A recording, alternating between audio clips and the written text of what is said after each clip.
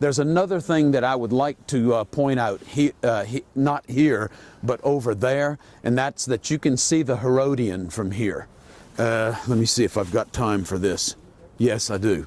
All right, in Matthew chapter 21, Jesus is coming from Bethany, which is over behind us. It's on the backside of the Mount of Olives. We're on the southern end now, so we're just over the precipice, the horizon line from Bethany. So Jesus comes from Bethany and he walks from Bethany up the ridge line to Bethphage or Beit Pagi, and there he curses the fig tree. You know about this, Matthew 21 territory. All right, and they come back later and the fig tree is withered. And it says that the disciples marveled, and Jesus says, "You think this is something? Truly I say to you, if you have faith the size of a mustard seed," now he's talking agriculture, "then you can say to this mountain," now he's talking geography, topography, geology. "You can say to this mountain, be removed and cast into the sea." What is he talking about?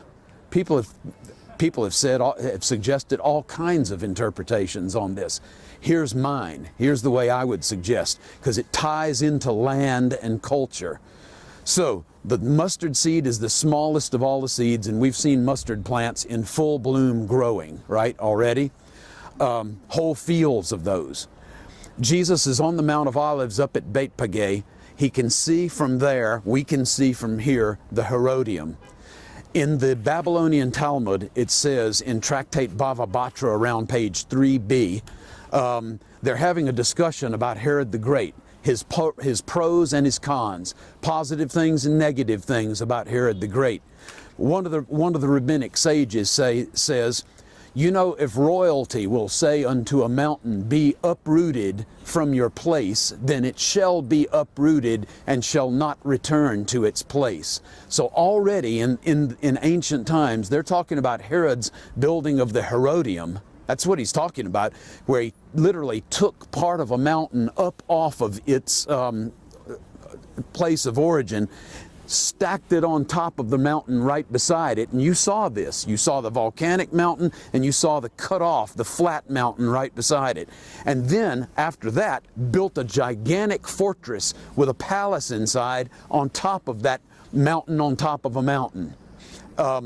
Jesus is saying, if you, as sons and daughters of the great king, if he can do that, and he's just an earthly guy, godless guy, outside the kingdom, not obedient to God, then by the power of God working inside of you, that is initiated through your trust in him, biblical faith is placing your trust in God, then there is no limit to what can be done by the person submitted to the will of God, member of his kingdom.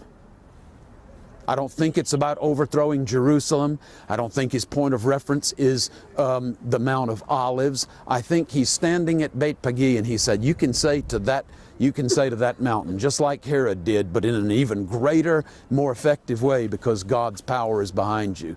Faith the size of a mustard seed, not some gigantic spiritual giant, not some guru who has all the formulas right. But if you've got faith the size of a mustard seed, because this is the nature of biblical faith. It's not about us, it's about him. And so it's not about the size of our faith, it's about the greatness of our God, who is able to do things above and beyond all that we can ask, dream, think, imagine, plan, strategize, network into reality. How great is our God?